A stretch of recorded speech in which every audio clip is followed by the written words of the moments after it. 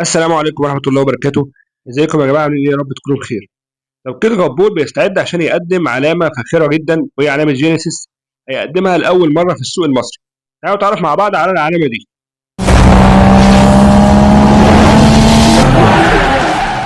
جينيسيس يا جماعة هي العلامة الفاخرة لعلامة هيونداي، أو بمعنى أصح الجناح الفاخر لعلامة هيونداي.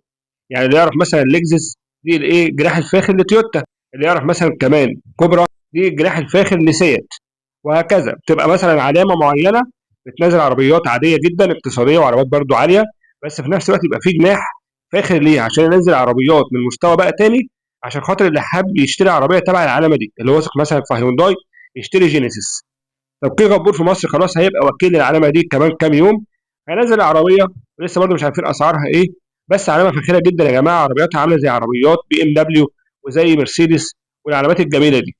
واول ظهور لعلامه جينيسيس كان سنه 2007 قبل ما يتحول الاسم نفسه لعلامه تجاريه مستقله. يعني هو الاول كان تبع هيونداي، لكن بعد كده من 2015 بقى علامه مستقله لوحده، بقيت بتلاقي عربيات لجينيسيس لوحدها، يعني بعيد عن هيونداي. في طرازات كتير لعلامه جينيسيس، في منها جي 90 او جي 90 وجي 60 او جي 60 وجي 80 او جي 80 وجي 70 او جي 70. وفي هنا تنوع في الطرازات دي ما بين الكهرباء وما بين البنزين العادي، تنوع برضو ما بين الشكل الاس يو في والشكل السيدان العادي جدا والشكل الكوبيه كمان. فهي بتعمل عامله تشكيله حلوه جدا من العربيات. اي نعم هي ما بقالهاش كتير في السوق، من 2015 بس، يعني شفت بتتكلم في 10 سنين، لكن برضو عامله طرازات كتير.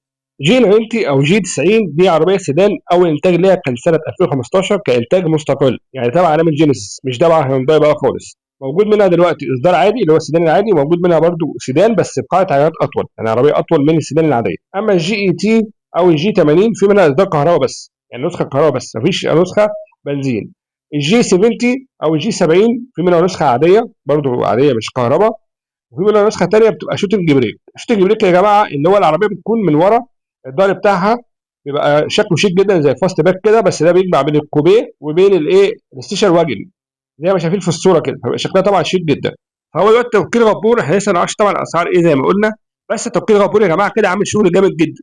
ليه؟ لان بقى في عنده علامات اقتصاديه، عنده شيري تمام، وعنده علامات تانيه فيها عربيات برضه اقتصاديه، بس عربيات تانيه مثلا عاليه، يعني هيونداي فيها عربيات اقتصاديه اللي هي ايه، اللي هي مثلا اكسنت ار بي، وبرده الانترا اي دي برده تصنف اقتصاديه.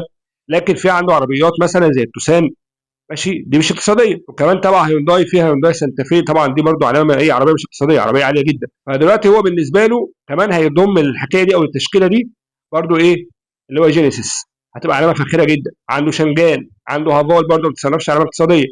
فكده توكيل غبور يا جماعه يعتبر هيطوق السوق بعلامات وبراندات يعتبر من ايه، من مختلف الاطياف بتاعت العربيات، مختلف العلامات او مختلف الايه الاذواق.